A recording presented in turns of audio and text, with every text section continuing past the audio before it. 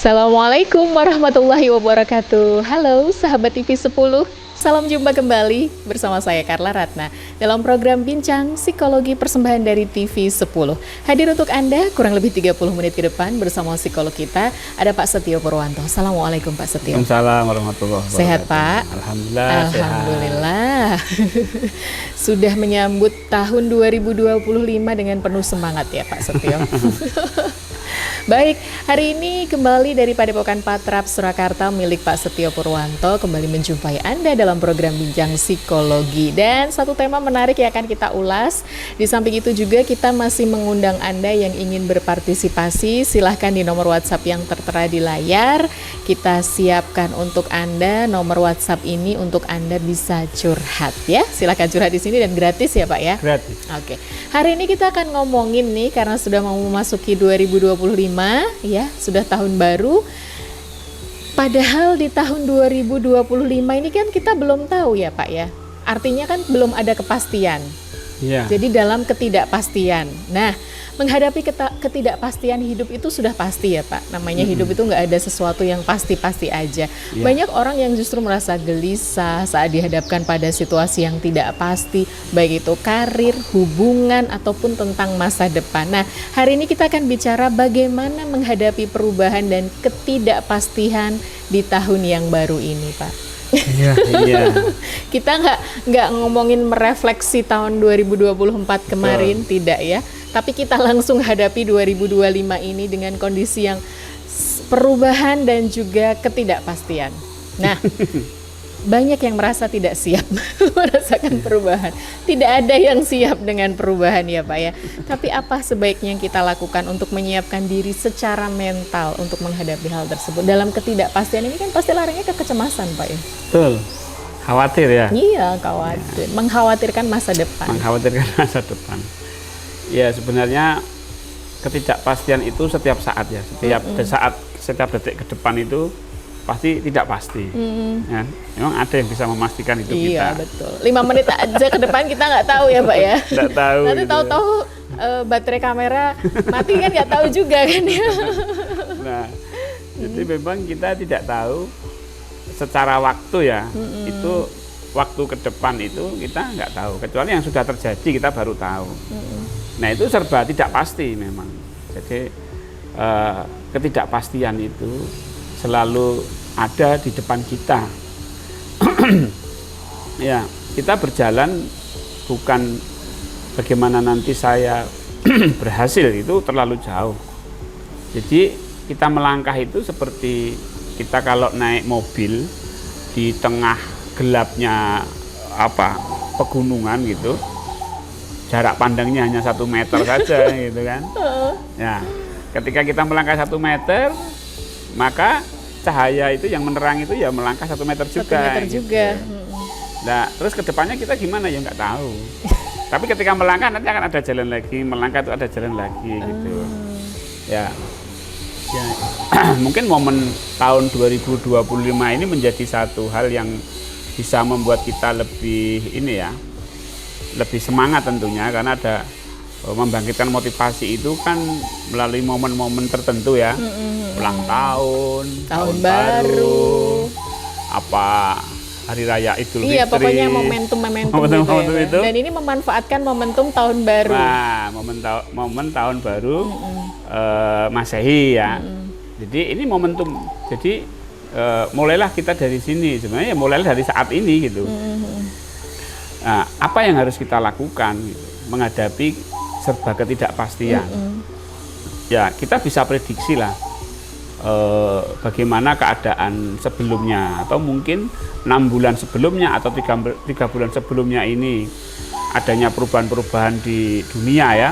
Misalnya adanya perang, adanya perekonomian yang bagaimana, begitu perubahan politik, presiden baru, Iya, kemudian ya wali kota baru, kemudian gubernur baru, dan tata perekonomian, tata kelola pendidikan yang baru.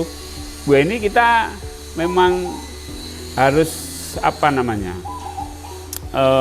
memperhatikan gitu. Soalnya mental ini Pak yang dipertaruhkan ya.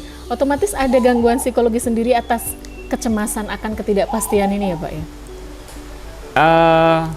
Tentu kalau kita terlalu memikirkan bagaimana secara berlebihan, itu akan menjadi khawatir, ya kan?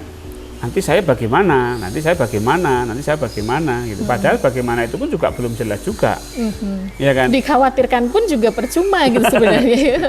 Ya, kita daripada mengkhawatirkan atau daripada berpikir berlebihan tentang bagaimana, kan lebih baik kita merencanakan, membuat suatu planning, iya kan?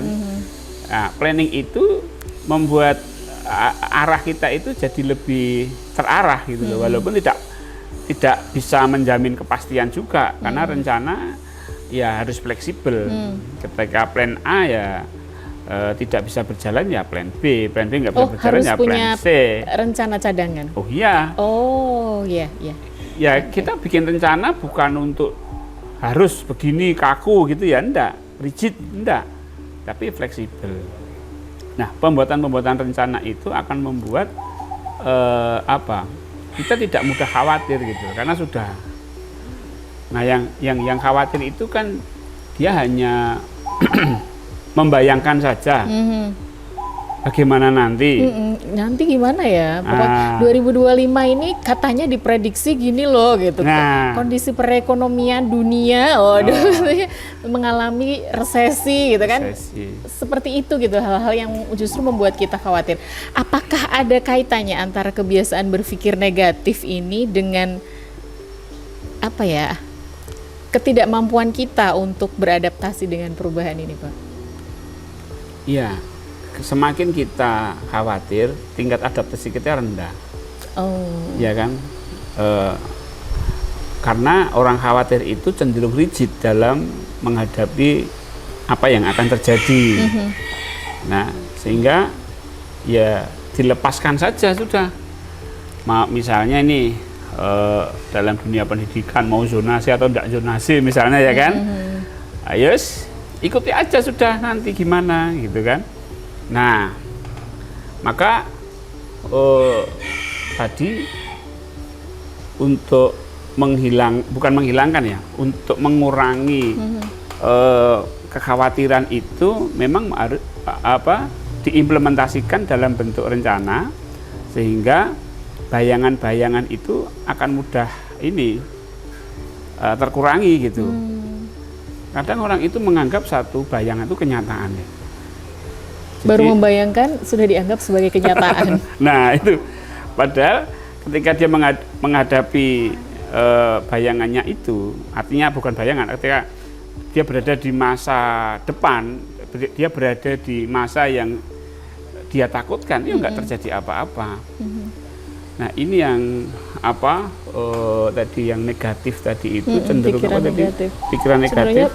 Cenderung susah gitu loh, ketidakmampuan untuk beradaptasi dengan perubahan. Padahal kan setiap saat bisa terjadi perubahan ya Pak. Iya, setiap 2024 dengan 2025 saja pasti berbeda gitu. Pasti berbeda. Dan kita itu harus siap gitu ya Pak dengan perubahan itu. Iya. Atau gimana kita menyiapkan dirinya? Iya. Sebenarnya kan kita itu, kalau kita cermati betul kehidupan kita itu kan sebenarnya kan saat ini ya. Iya betul. Kalau kita cermati loh bahwa hidup kita itu ya saat ini yang kita jalani ini. Ya saat jalani ini, misalnya kita ini sama Bu Carla ini ada saat ini ya sedang melakukan syuting gitu kan. Ya saat ini gitu. Ya. Kenapa harus mencemaskan masa depan gitu ya? Nah, kalau kita cemas terhadap masa depan, berarti kita tidak di saat ini. Kita terbawa ke masa depan. Berarti harus sadar, berarti kita ini menjalani saat ini. Ya, saat ini. Saat ini apa? Ada kopi, ada teh. Ya udah, nikmatin depan aja. Kamera. ya kita sadari gitu. Nah, sehingga masa depan itu bakal terjadi gitu ya.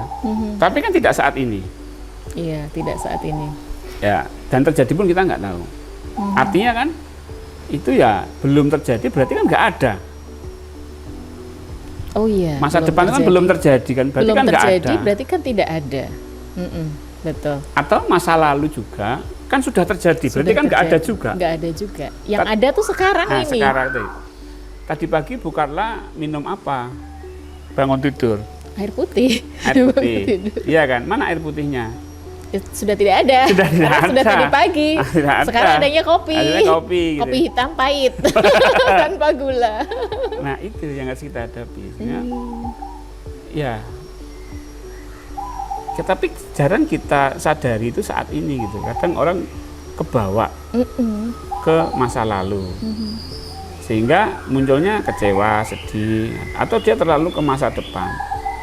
Kalau di saat ini tuh nggak ada apa-apa, pahit ya pahit, teh ya teh, manis ya manis. Gitu. Nggak ada satu hal yang membuat kita itu khawatir.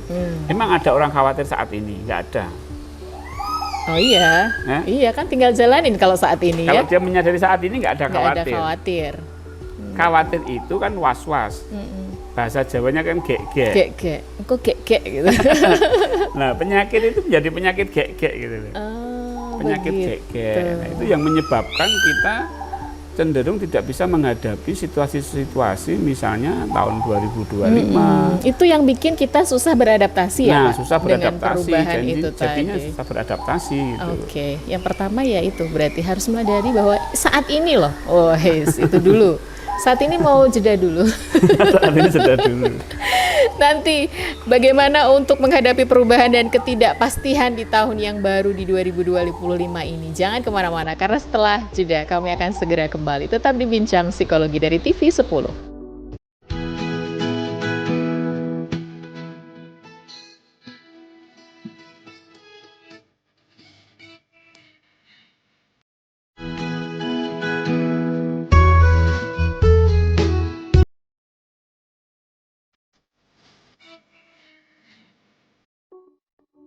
Terima kasih Anda masih bersama kami dalam program Bincang Psikologi persembahan TV 10. Gimana 2025 ini sahabat TV 10? Pasti juga merasakan hal yang sama. Saya juga merasakan hal yang sama dalam ketidakpastian. Banyak sekali perubahan yang terjadi dan itu membuat kita ya gimana ya, memaksa kita untuk harus segera beradaptasi kan gitu ya Pak ya. Tapi sebenarnya tentang perubahan di masa depan atau ketidakpastian itu tidak perlu dicemaskan. Karena kenapa dicemaskan itu kan tidak ada gitu loh. Ya Pak, logikanya dari Pak Setio tuh enak banget sebenarnya kalau kita bisa paskan gitu ya. Yang masa lalu ya udah, kan masa lalu kan nggak ada. Masa depan nggak ada juga. Betul ya Pak ya. Yang ada saat ini. Yang ada saat ini. Tapi bagi mereka yang merasa cemas tentang masa depan, terutama di tengah ketidakpastian ya Pak, baik itu ekonomi ataupun sosial, apa langkah pertama yang bisa dilakukan untuk merasa lebih tenang? Ini yang dibutuhkan adalah untuk bisa lebih tenang. Iya, yang pasti jangan dipikir ya. Maunya nggak dipikirin Pak, tapi kadang kepikiran loh kan. Maunya tuh nggak dipikirin, semakin kita, aduh pokoknya jangan dipikirin gitu. Tahu-tahu malah gitu. Malah berseliweran pikirannya. Iya, tentu ada ya masa depan yang namanya tantangan hidup, perubahan-perubahan ini harus kita beradaptasi itu pasti ada. Ya, jadi maksud saya jangan dipikir itu, sadari saja gitu. Oh ada tantangan toh, oke. Oh gitu. disadari aja, seperti halnya menyadari bahwa ini saat ini. Ya, saat ini gitu. Oh nanti ke depan tuh ada tantangan ya, oke. Jadi bukan dipikir nanti jadinya was-was, jadinya gek-gek, jadinya jangan-jangan. Akhirnya khawatir bikin stres nggak bikin produktif. Betul. Nah kan rugi sendiri. Kalau disadari, apa sih tantangannya? Nah, kita cari informasi. Informasi itu bukan untuk kita pikirkan, tapi untuk kita sadari. Dari kesadaran itu, maka kita akan muncul sebuah solusi-solusi. Karena kalau orang sadar itu, dia tahu gitu loh. Misalnya, saya sadar jalan ini ya, mapnya saya tahu, saya sadar. Oh, ternyata belok sini. Oh, ternyata ini terus gitu. Tapi kalau dipikir, dia nggak menyadari, tapi hanya dipikir saja. Wah, jangan-jangan belok sini nanti tersesat, jangan-jangan belok sana nanti masuk jurang, jangan-jangan ke depan nanti masuk kuburan. Wah. Jangan-jangan ini GPS-nya ini ngapusi nih. Apa? Kadang dituntun untuk GPS-nya kemana gitu, disuruh kemana lu kok jalan buntu gitu. Iya. Nah, kita mencoba seperti drone. Jadi kita ini kan, oke, saya tahu gitu. Jadi drone itu kan menyadari ininya, Maps-nya. ya, menyadari teritorialnya. Nah, sama dengan ketika kita menghadapi tahun 2025 ke depannya ini, itu kan ada prediksi yang sudah terjadi saat ini. Nah, itu bisa menjadi prediktor, bisa memprediksi, bisa menjadi satu tanda kita harus ngapain nih. Nah, yang perlu dicatat itu adalah kita harus ngapain itu, bukan nanti gimana, bukan begitu. Jadi kesiapan untuk oke, perubahan, tapi kita harus ngapain kalau terjadi perubahan gitu. Oh. Oke, nanti akan terjadi seperti ini. Saya harus karena saya harus ngapain ketika itu terjadi. Diplankan, direncanakan gitu. Nah, pembuatan rencana itu akan mengurangi was-was. Pembuatan rencana kan karena was-was. Karena udah siap gitu ya? Ya, karena kita lebih siap, nggak perlu dikhawatirkan. Apa yang dikhawatirkan? Itu sudah saya rencanakan gitu. Contoh lah misalnya, saya jatuh tempo itu, kalau enggak rumah saya disita misalnya. Saya harus ngapain kalau itu? Saya berarti harus mengumpulkan uang lebih banyak. Oke, mengumpulkan uang lebih banyak untuk bayar utang maksudnya. Nah, atau saya menjalin hubungan kemitraan dengan yang lain atau bagaimana, jadi disusun itu plan itu rencana yang akan saya lakukan. Ya, jadi bentuknya adalah perintah. Rencana yang akan saya lakukan bentuknya perintah. Nanti saya akan begini, saya akan begini. Kemudian gunakan yang sudah terjadi yang tahun 2024 itu sebagai tanda. Jadi tanda itu kan ada perintah, isyarat itu ada perintah. Contohnya misalnya lampu merah itu ada perintahnya berhenti kan gitu ya. Nah, apa yang sudah terjadi ini adalah tanda. Kalau tandanya ini saya harus begini, tandanya ini saya harus begini gitu. Nah, sehingga kita sudah tahu apa yang harus saya lakukan. Orang yang bikin khawatir itu kan karena nggak tahu apa yang dilakukan. Betul. Ya, nggak tahu apa yang dilakukan, jadi bingung gitu. Sehingga muncullah khawatir. Nah, tantangan itu bukan sesuatu hal yang menakutkan sebenarnya. Kalau itu kita buat rencana apa yang akan kita lakukan, tapi kalau hanya kita bayangkan memang menjadi menakutkan. Betul. Nah, tantangan adalah bagian hidup kita. Coba kalau hidup kita itu nggak ada tantangan, ya kan? Misalnya, saya harus punya tantangan mengembangkan bisnis kuliner ini lebih maju lagi. Gimana ya tahun 2025 nih ya? Tandanya apa ya? Mungkin trennya apa, tren makan apa, itu dicatat semua. Nah, tahun 25, ini catat ini, saya lakukan ini, inovasinya ini, saya harus menginovasi ini, saya harus memperbaiki makanan saya misalnya gitu. Nah, itu membuat seseorang lebih siap dalam menghadapi perubahan yang ya kita tahu sendiri ya. Namanya perubahan ini kan ya ketidakpastian itu tidak hanya kita sendiri, global pun itu juga ketidakpastian. Oh iya, betul. Ya kan? Perang Ukraina, Rusia, perang Israel itu kan ketidakpastian global yang tentu sedikit banyak akan mempengaruhi kehidupan kita secara ini, skup kecil seperti ini kan gitu. Nah, kemudian juga teknologi ini terus berkembang. Itu yang kadang-kadang membuat perilaku kita jadi berubah, ya kan? Nah, contoh misalnya sekarang ada AI, artificial intelligence gitu kan. Betul. Nah, saya sebagai dosen, cara ngajar saya harus saya rubah. Saya nggak lagi ngajari mahasiswa. Saya hanya, ayo kita diskusi. Kamu buka ChatGPT. Coba kamu baca jawaban ChatGPT apa. Coba analisis ChatGPT itu. Coba kamu kembangkan, kira-kira kamu menemukan apa, inovasimu apa, solusimu apa yang kamu lakukan dengan hasil ChatGPT seperti itu gitu. Jadi pendidikan itu sudah tidak memberitahu lagi, sudah tidak memberitahu lagi, sudah bukan knowledge lagi, tapi justru mengajak untuk berpikir lagi, menganalisa inovasi, membuat solusi sudah. Membuat solusi. Wah, itu Karena ini kan memang teknologi yang terus berkembang. Kemudian juga tuntutan hidup yang semakin tinggi kan. Betul. Ya, beras sekarang berapa harganya? Mungkin kalau dulu mungkin 12-13, sekarang sudah 15-16. Tentu mungkin nanti kedepannya akan naik lagi. Belum PPN 12% yang akan diterapkan. Itu tentu akan gaji pegawai negeri naik, pegawai guru naik. Semua akan mengikuti naik nanti. Ini kan tanda-tanda semua.